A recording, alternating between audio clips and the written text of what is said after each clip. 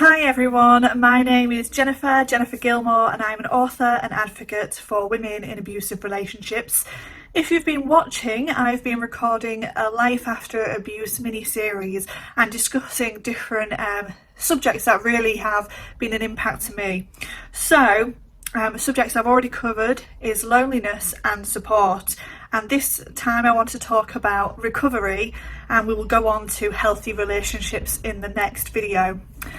The reason why I'm doing these clips is to bring awareness to the sort of side of life after abuse that people don't really talk about. We can get stuck in discussing what we have been through but not take that step forward and come out of that. It's okay to reflect on what we've been through, but I think it's really important to move forward in recovery.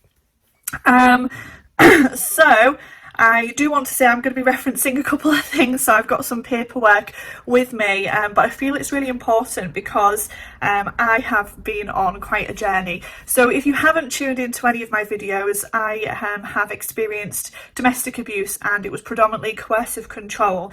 I have been out of the relationship for several years, and only really in the last 2 years have I felt that, there's sort of that really big step move forward for my mental health. And they say time is a healer, but I've put a lot of work into handling triggers and things like that. The biggest difference that happened to me was going on a program, and if we just take you back a little bit, I came out of the relationship, and it was about 9 months after that I went on an awareness course and then into a 14-week programme. And in my area, which is in Hull, East Yorkshire, it's called the Brave Group, and that's run by Hull DAP.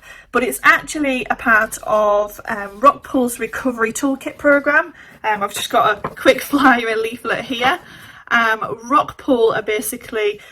there's that deliver training, so you can facilitate these programs, and they have put together a domestic abuse recovery toolkit.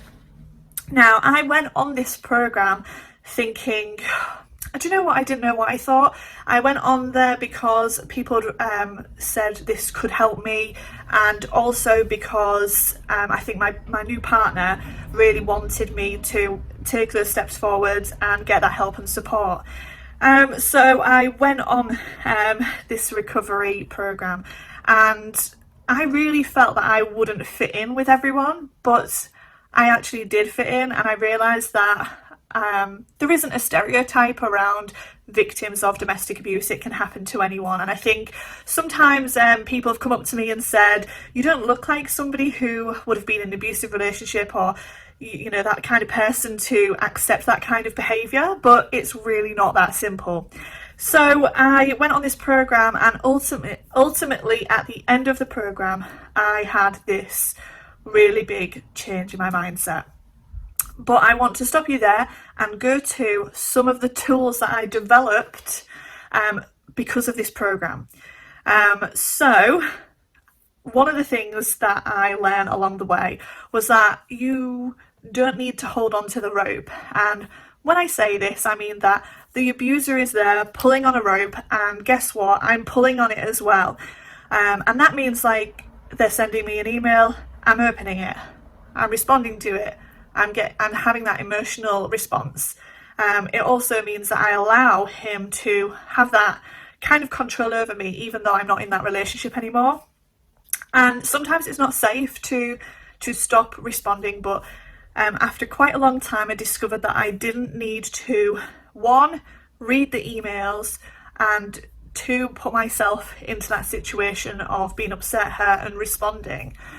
So the first step for me was not responding. I would still read the emails, just in case, because I felt that maybe it would open up any sort of channels that if I was going to be made unsafe.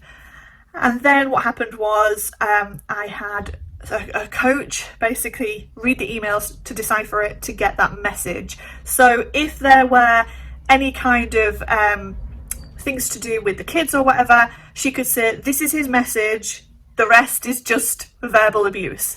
And that was really helpful because I didn't have to read it and put up with hearing it anymore.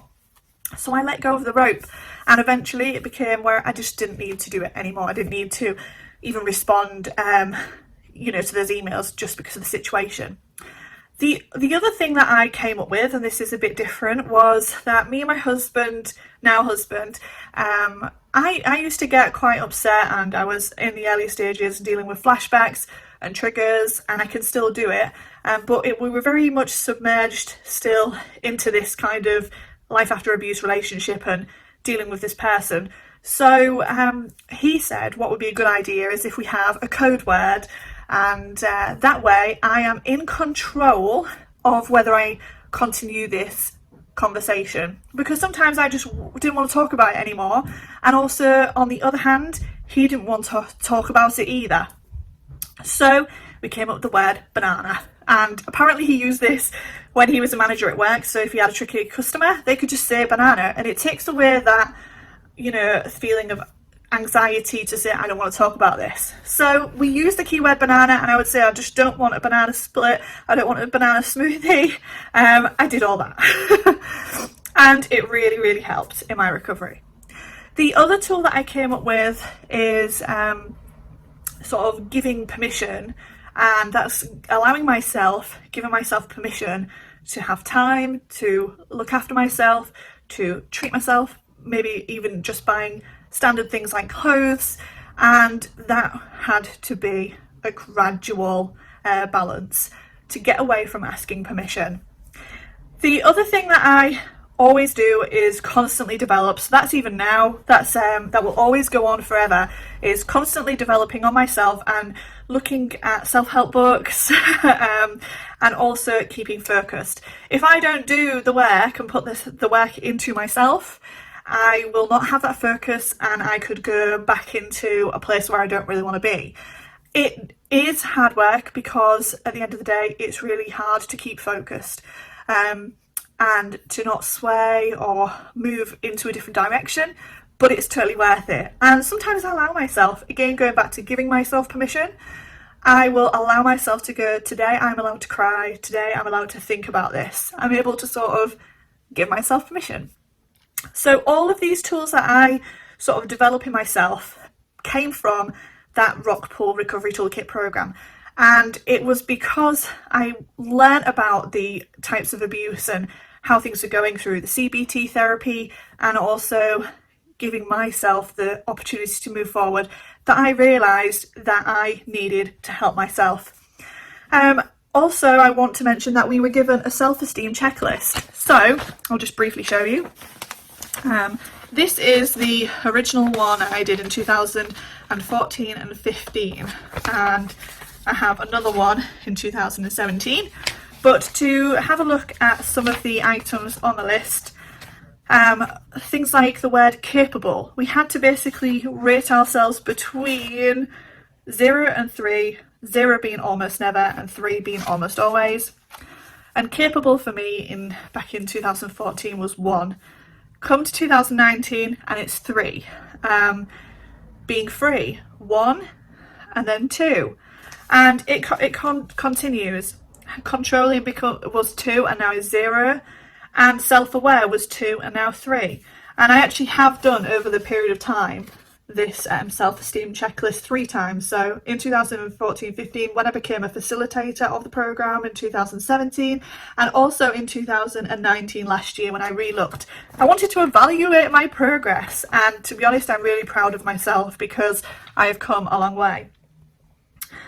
To sort of go on with that course and program, the last thing that we were sort of looking at were future goals in that program, and I realised that I'd spent the last 14 weeks with other women who had experienced domestic abuse, very similar, everyone's exes could have been mine, realising that behaviour and pattern, and that's when I decided that I needed to bring awareness, and it was more for emotional abuse and coercive control. And so that links into Isolation Junction. That was my first novel. I'm very proud of this because it was really hard for me to write, but this really helped in my recovery as well because it was very therapeutic. I started off with my experiences, built on it with other people's experiences, and then ended up weaving a plot and storyline and having the characters in the book to allow me to do that. So I found that very, very helpful. But before I go, I want to say that you can allow yourself to find the tools, to find the different ways to recover, and you deserve it. And for me, that is the most important thing, is that everybody deserves to have that feeling. I'm going to go now because I've slightly overrun, but everything that I've said, I felt that is very important and it's completely valid. If anybody has any questions about anything that I've said, please do get in touch with me, jennifergilmour.com. And before every video I end with, I always say, together we are louder. Thank you for watching.